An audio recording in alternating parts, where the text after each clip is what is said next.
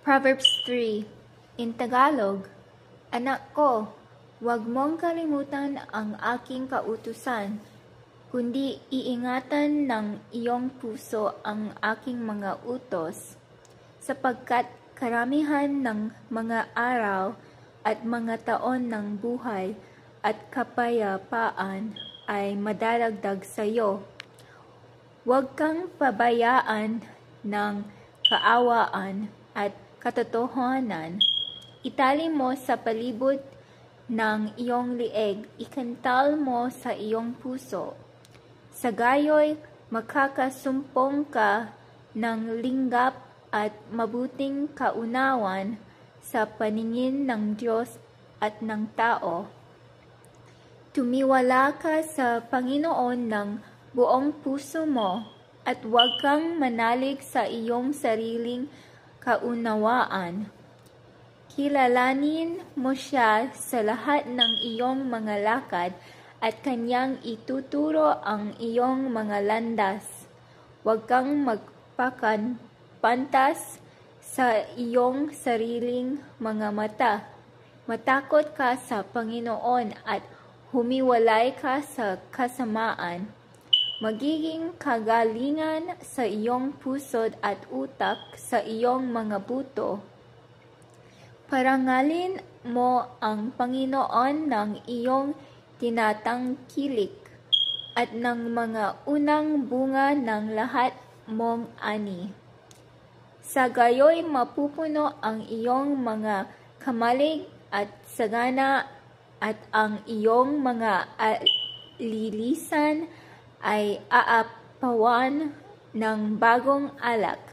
Anak ko, huwag mong hamakin ang parusa ng Panginoon, ni mayamot man sa kanyang saway, sapagkat sinasaway ng Panginoon ang kanyang iniibig, gaya ng ama sa anak na kanyang kinaluguran. Mapalad ang tao na nakakasumpong ng karunungan at ang tao na nagtatampo ng kaunawan, sapagkat ang kalakal niya ay maigi kaysa kalakal na pilak, at ang pakinabang niya kay dalisay na ginto. Mahalaga na nga kaysa mga ruby at wala sa mga bagay na mananasa mo sa maihahalin tulad sa kanya. Karamihan ng mga araw ay nasa kanang kamay niya. Sa kanyang kaliwang kamay ay mga kayamanan at karangalan, at kanyang mga daan ay mga daan ng kaligayahan, at lahat niyang mga landas ay kapayapaan. Siya ay punong kahoy ng buhay sa mga naghahawak sa kanya, at mapalad ang bawat isa ng mamalagi sa kanya. Nilikha ng Panginoon ang lupa sa pamamagitan ng karunungan. Itinatag niya ang langit sa pamamagitan ng kaunawan. Sa kanyang kaalaman ay nabahagi ang mga kalaliman, at ang mga alapaap ay nagsipatak ng hamog.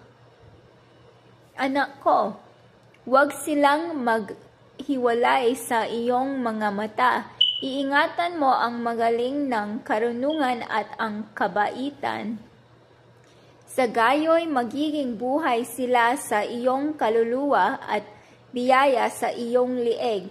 Kung magkagayoy, lalakad ka ng iyong lakad na tiwasay, at ang iyong paa ay hindi matitisod. Pagka ikaw ay nahihiga, hindi ka matatakot. Oo, ikaw ay mahihiga at ang iyong tulog ay magiging mahambing. Huwag kang matakot ng biglang pagkatakot, ni sa pagkabuwal man ng masama pagka dumarating. sapagkat ang Panginoon ay magiging iyong pagtitiwala at iingatan ang iyong paa sa pagkahuli. Huwag mong ikait ang mabuti sa kinaukulan, pagkat nasa kapangyarihan ng iyong kamay na ito'y gawin. Huwag mong sabihin sa iyong kapwa, yumaon ka at bumalik uli at bukas ay mabibigay ako pagka ikaw ay mayroon. Huwag kang kumata ng kasamaan laban sa iyong kapwa, na palibas at tumatahang tiwasay sa siping mo. Huwag kang magkipag-usapan sa kanino man ng walang kadahilan kung hindi siya gumawa ng kasamaan sa iyo. Huwag kang managili sa taong marahas at huwag kang pumili ng anuman sa kanyang mga lakad, sapagkat ang suwail ay kasuklam-suklam sa Panginoon, ngunit ang kanyang payo ay kasama ng matuwid. At sumpa ng Panginoon ay nasa bahay ng masama, ngunit pinagpapala niya ang tahanan ng matuwid. Tunay na kanyang dinuduwahagi ang mga mangduduwahagi, ngunit binibigyan niya ng biyaya ang mababa.